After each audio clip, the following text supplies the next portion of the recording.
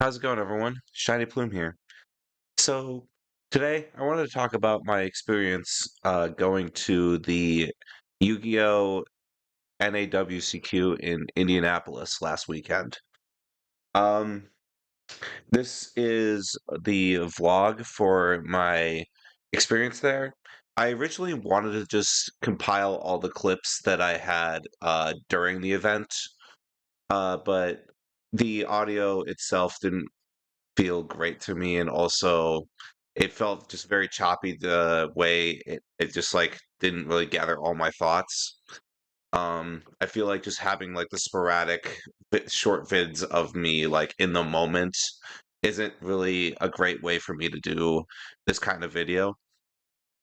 So instead, I'm recording a short podcast like vlog after the fact, uh, where I can more easily gather my thoughts and talk more about the overall experience. So in the background of this video, I'm probably going to have me just like just going building some decks on like EDO Pro or Omega or something, and they're going to be like some domain decks that I'm thinking about building. So, okay. So this was my first NAWCQ, and I didn't really know what to expect going into a big venue like this. I've never been to anything beyond a regional. Last year, I did qualify for the main event for the World Championship qualifier because my first ever regional, I actually managed to get top 64 in my invite, but I didn't end up going because it was in Austin and I didn't really have a way to get there. I didn't really have any friends to go with. But this time I had friends to go with, and a lot of my friends were going to be there. So I decided to actually get one of my friends to drive me to Indianapolis. And it was a hell of a weekend. Um, I really did enjoy the entire thing overall. I think that even if you're not going to be a part of the main event, there's plenty of reason for you to show up to an event like this. You get to meet with your friends. You can meet other people, maybe even some big names that you know, and you can also check out vendors, and you get to play some Yu-Gi-Oh! And you can even participate in a lot of side events. There's plenty of side events at an event like this. It's really, really fun. So I'm very glad that I did an experience like this, and maybe it's something I would do again. I would try to actually get my invite though first. So let's talk about that. So I didn't actually get my invite this time. I tried to do the LCQ, which is the last chance qualifier. If you don't know how it works, basically, every so often, you can register for a last chance qualifier, and the judges will fire it off every 5-10 minutes. It's a 16-man flight, single elimination, and only the top person gets their invite. And they do that on the Friday before the main event starts, because the main event starts on Saturday. And you can try it as many times as you want, as long as you don't have your invite already. So I ended up trying it. I played Mitsurugi. I'll have a deck list shown on screen here at this point, and also I might make a deck profile on it in the future. So I played Mitsurugi because it was a deck that I really like. I think Mitsurugi is a really fun deck to play, and I didn't really want to learn something like Orcus Mitsurugi that I didn't think would be good, or Ryzeal Mitsurugi, which I just don't think is very fun. I really wanted to play a deck that I thought was good, but also I thought was fun. And Mitsurugi fit both those bills very well. And like I've practiced like the week before, 2 weeks before the event with my team. Shoutouts to Team Smoke. We did a lot of testing together, and I got a deck build that I thought I was very happy with. And when I went to the LCQ, I went up to game 1. I played against Ryzeal Mitsurugi, and I managed to win it 2-0. They set up their full board twice, and I still managed to break it both times. And in fact, one of my side cards, Vidos, which is, if you don't know what that card does, it basically, if there's a field spawn on board during the main phase, you can reveal it in your hand, destroy the field spell, and then special summon to your opponent's board. And if it leaves the field and goes to your graveyard, you can destroy all monsters on the field. So it's a great way to counter any deck that has a field spell, and that's very integral to their game plan. And in Game 2 against Raizu Mitsurugi, their only way to survive was to cross and hopefully draw into a starter. I was not going to let them have that, so I Vidos destroyed their field spell, and at that point they just couldn't beat the board that I set up. And then match 2 was against Live Twin Fiendsmith. So Live Twin Fiendsmith was actually a deck that I used to play, and I think the deck is great. The reason I stopped playing it, though, is because I felt like its play patterns were a little too predictable and too linear for my taste. But I still think the deck's pretty good. So, yeah, and it came down to Game 3. My hand was 2 Skullmeister, a DD Crow, an Ash Blossom, and Mitsurugi Prayers. So for all intents and purposes, 4 hand traps and a starter. All I needed was to stop him in his tracks. So we got to a point where I used both my Skullmeisters and my Ash Blossom, and he was going to Fiendsmith Engraver summon back when he already had a Necrocrypt Princess on board. And if you know anything, that means he's going to go into DDD Wave High King Caesar.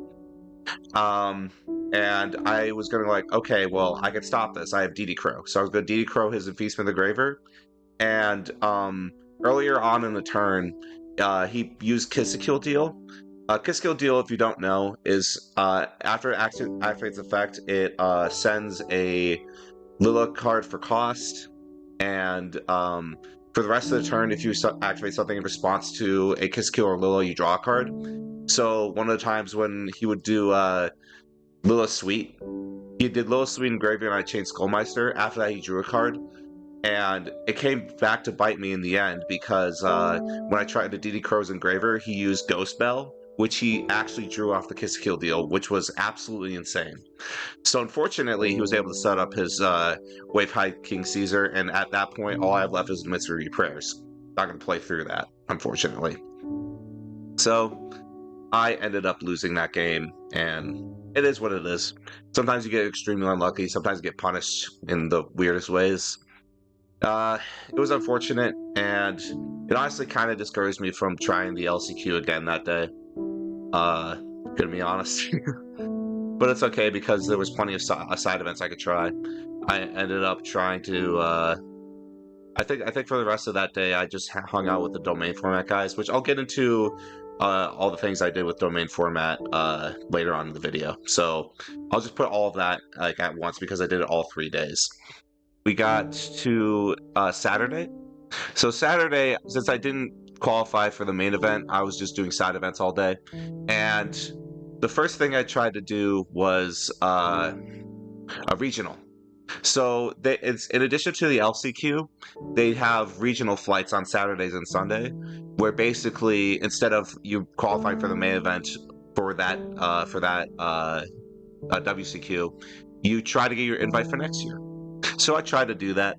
I played Mitsurugi again, and it also did not go so well. This time it was just all three games were just really bad hands, honestly. So game 1, I was playing against Memento. So it was Mitsurugi versus Memento. So game 1, I opened 3 Ash Blossom, Habakiri, and Asaji. And my opponent, first things first, he goes Salesband, call Ash Blossom. And I thought that was absolutely hilarious. So yeah, no, I ended up losing that game because my only interruption was Ash Blossom and he Salesbanded it. What are you going to do? Game 2, my hand had Pre-Preparation of Rites and Mitsurugi Mirror in it. If you know anything about the Mitsurugi deck, you play 1 Mitsurugi Mirror, and it's a search target for Pre-Preparation of Rites because Pre-Preparation of Rites can't search Mitsurugi Ritual, but it can search Mitsurugi Mirror. So you search Mirror and like one of the Ritual monsters. But unfortunately, if you have mirror and pre-prep in your hand, pre-prep is just dead.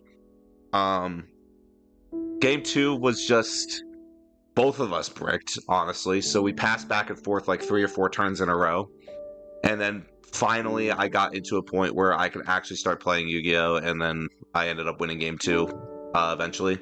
Then Game 3, I drew pre-preparation of rights and mirror again. So yeah, I ended up losing that regional. And I guess I could have tried it again, but I instead tried to do Attack of the Giant card. Because at this point, I just was done playing Mitsurugi because I just didn't feel like it anymore.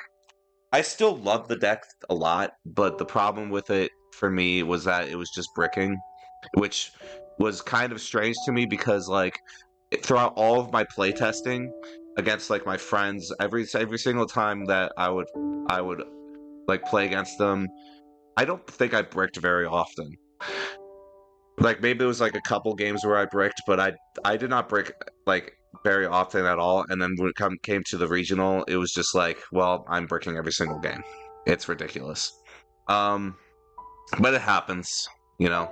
Sometimes you just get really bad luck. But yeah, anyway, so I decided to do the other side events. I tried to do Attack the Giant card, which that is also single elimination, but that's a lot of people. I think our pod was 128 people, so you had to basically win 7 rounds in order to get it, or I think it was top 4 that would get it. I don't remember. But at that point, I'm like, I'm done playing Mitsurugi. I'm gonna play plants instead. I'll throw up the deck list I use for plants as well. And that one actually went slightly better than I expected.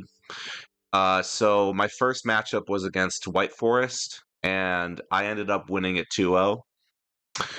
Or I think it was actually 2-1. I think they actually, no, it was 2-1. Yeah, so I won in game 3. And then match 2 was against Malice, and I actually managed to win that one as well.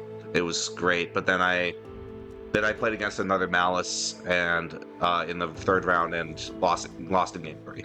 So still unfortunate, but I'd had a way deeper run with plants than I did with Mitsurugi, which is just insane to me. After the Attack of the Giant card, because they only fire it off once per day, I decided to just try a win-and-mat tournament, because, like, why not at this point? Like, you try and do regionals, it didn't work out. You try to do LCQ, didn't work out. Didn't try to do Attack Giant card, didn't work out. Just try to do a win-and-mat, I guess. You know, it was the smallest one. There was only 8 people per pod.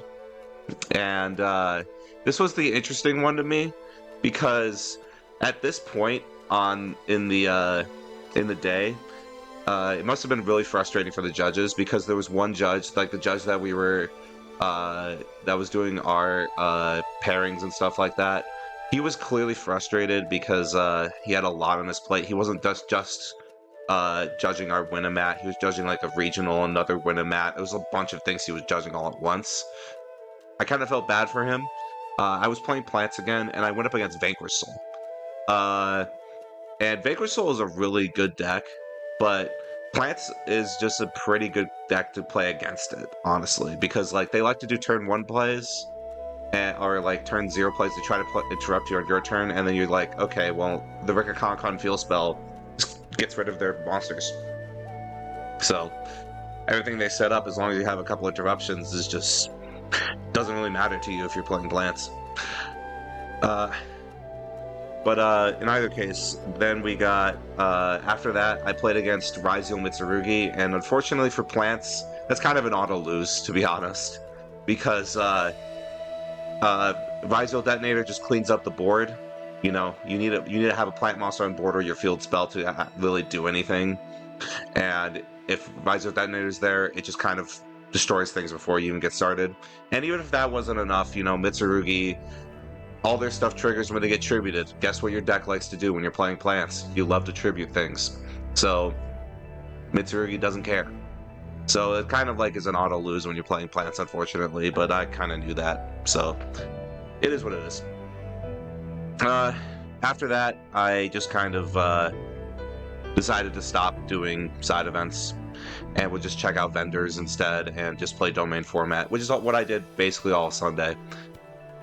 Before we get to the other domain stuff, I do want to mention some other things I did. So in between rounds of like me doing side events, I decided to just roam around, and like I was talking about before, you get to meet some people. So I remember seeing Jesse Cotton, Distant Coder, a lot of the big names that were at the venue. I didn't get to say hi to most of them. The ones I did say something to were King Scarlet was there.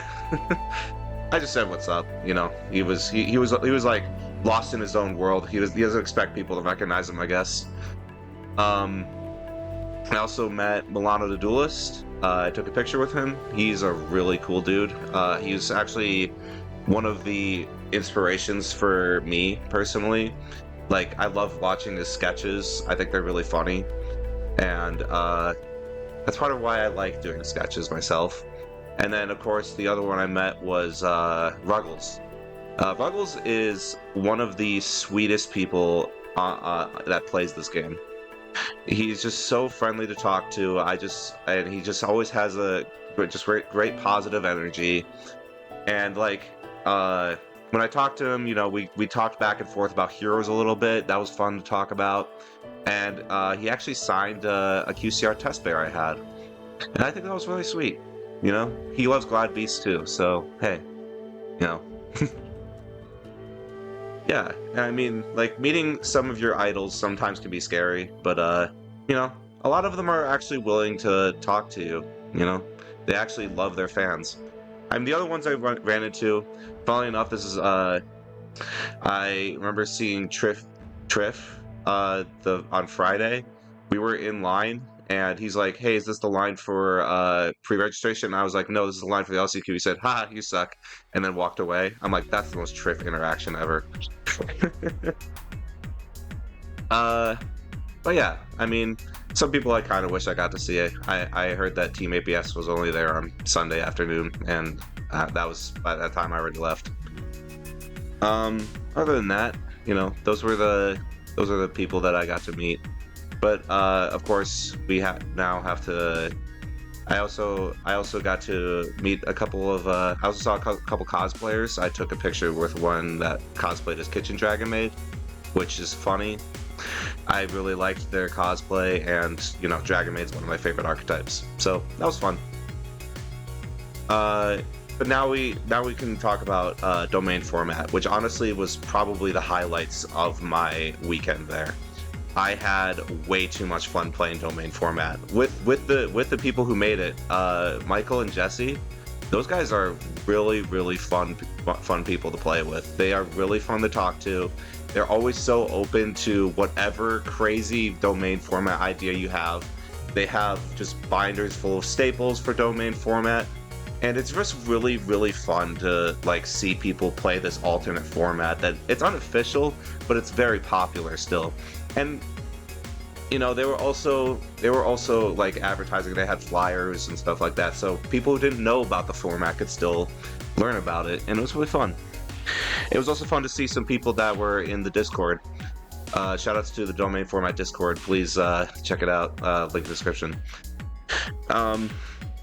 Yeah, and on Friday I played against I played against some of the domain format guys, and I used my Ragnarok domain deck, and I ended up winning that. It was really fun though. We had a lot of fun playing that game. One thing you have to know about domain games is that they last a long time. I think we were there for nearly 2 hours, but it was worth it. And then on Sunday, I just hung out with them on Saturday a little bit.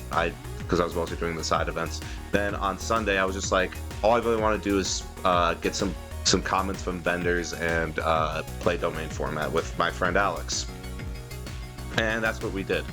So I don't know when the video will be up for some of the games we played, but the domain format game that we ended up playing 2 games that day. The first game we played, we actually recorded. Hopefully that video comes up, because it was a hell of a game. It was me playing my plant deck, my friend Alex playing his version of plants. He played Lone Fire Blossom as his domain. Then we had Jesse on Chimera Fusion Illusions.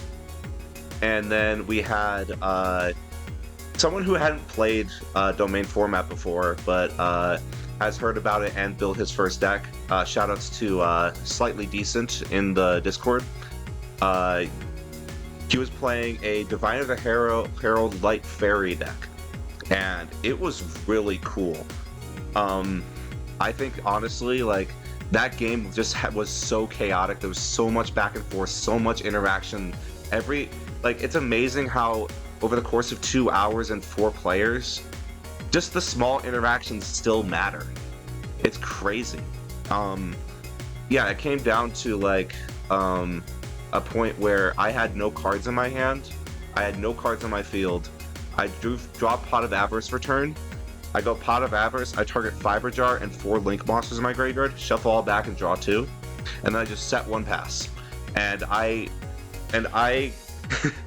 I kind of bluffed saying like, yeah, it's Fiber Jar, you know. Fiber Jar, this we will get, if you attack into it, we will reset this game and all that stuff. And my friend Alex is like, he tries to play through things that SlightlyDecent set up, because he set up like a voiceless voice board with the Omni Negate, and it was ridiculous. And at some point Alex is like, screw it, attack into my face down. And I flip it up and it is Fiber Jar. Somehow, some way, I shuffle back the Fiber Jar and I draw it. It was so funny. Like, all of us freaked out about it. It was the highlight of that game, for sure. And if you don't know what Fiber Jar does, if it's flip face up, every player shuffles back everything that they have on field, hand, and graveyard and draws a new 5 cards. It is 100% banned in the TCG, but obviously in domain format, anything goes. So that's what happened. The board basically got reset, and it actually ended up that helped SlightlyDecent out the most, because I mean, Alex still got to do his main phase too, but he couldn't set up a whole lot. I mean, he did set up a whole lot, but yeah, it ended up being broken by SlightlyDecent top decking a Painful Choice, which Alex did too. Like, there was 2 Painful Choices after the Fiber Jar. And then he knocked out Jesse. SlightlyDecent knocked out Jesse and Alex in one turn. It was just me and SlightlyDecent, and he ended up just putting up a board that was just enough to beat me. Like, it was actually extremely close. I had to play through so much interaction. Like, he had the voiceless voice Omni Negate. He had a Fiendsmith Desiree. He had just so much going on his board, and I had to play through all of it, and I was just 1 monster away from being able to do it. Like, the last monster I had in my hand was a normal summon that wouldn't do anything. So I ended up having to give it the game to him, and honestly, good on SlightlyDecent. Like, he is more than just SlightlyDecent. Like, it's kind of Jesse wanted to do an interview with him after the fact, and the things he talked about with his deck build, he thought about every single card in the deck, and like why he plays it, what he's trying to counter in domain. Like, he's thinking about the staples of domain format while building his deck, and it's very impressive to hear what he has to say about it. And yeah, and like, his first ever game, and he actually takes it. It's really, really sweet, you know? And like, it really inspired my friend Alex to build a similar deck at some point, because he likes the fairies too. So yeah, very good game. It was a very fun game. The second game we played after that, kind of a wash, honestly. Alex just dominated the whole time with his plant strategy. I was trying to play White Forest, and then we had a branded player that bricked, and a Cyber Dragon player that tried to do stuff, but got stopped by the branded player.